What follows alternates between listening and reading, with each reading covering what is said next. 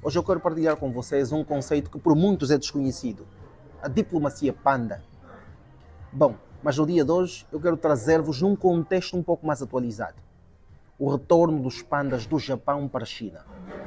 A diplomacia panda, na verdade, é uma prática da China que consiste em emprestar ou presentear, se quisermos assim entender, pandas aos países que estabelecem relações com a China.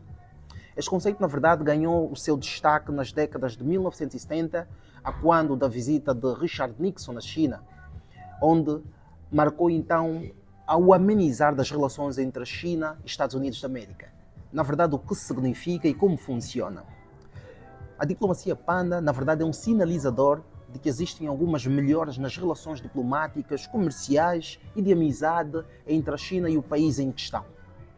A China, a quando oferece, na verdade empresta estes pandas, ele também dá uma verba anual de cerca de milhões de dólares.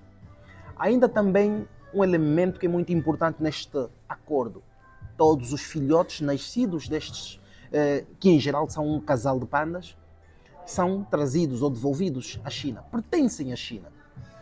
Bom, nós temos aqui alguns exemplos de países que receberam, vamos tomar como exemplo países e algumas localidades, se quisermos assim entender. Estados Unidos tem ou está marcada do ano de 1972 e também no ano 2008, quando o Estreito de Taiwan receberam um casal de pandas, cujos nomes são Tuan Tuan Yuan Yuan. Esta expressão que em mandarim significa unidade. Como todos nós sabemos, aquilo que diz respeito às relações entre o Estreito de Taiwan e a República Popular da China, que é, na verdade, segundo os chineses, uma única só China, este casal de panda, na verdade, significava a unidade entre os dois povos.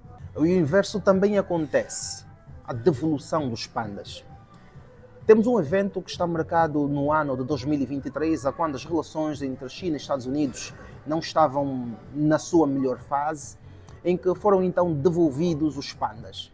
Um outro evento que é muito recente é neste ano, 2026, quando o casal de pandas, gêmeos na verdade, foram devolvidos à China. Isto na sequência do estado um tanto quanto lúgubre das relações entre China e Japão. Foi neste contexto que os dois pandas voltaram à China ainda este ano e neste mês. Vamos entender o porquê.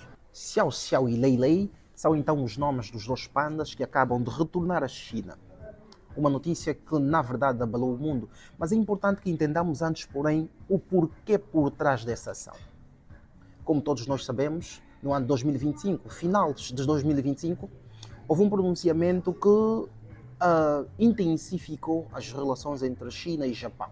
Foi, na verdade, o pronunciamento de Sanae Takaichi, a primeira-ministra do Japão, que fez um pronunciamento e que foi apelada à retirada ou desculpar-se em relação a tal pronunciamento, mas que recusou o fazer. De lá para cá, a China tem feito um conjunto de ações, tem havido um conjunto de pronunciamentos de porta-vozes dos negócios estrangeiros que vivem apelando, obrigando, na verdade, o Japão, na pessoa de sua primeira-ministra, a fazer então uma ratificação em relação a tal pronunciamento. E isso não aconteceu até agora. Por consequência disso, a China fez, nos finais do ano passado, um exercício militar que nos estreitos, ou seja, nos mares que circundam Taiwan. Tais exercícios, na verdade, visaram sinalizar o grande poder ou a superioridade que a China tem em relação aos países que, na verdade, apoiam o estreito.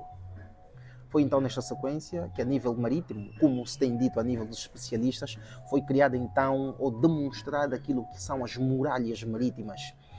Tal ação consistiu em testar, quer seja o poder de resposta e a forma uníssona como podiam e ou não os países aliados então responderem a tal ação.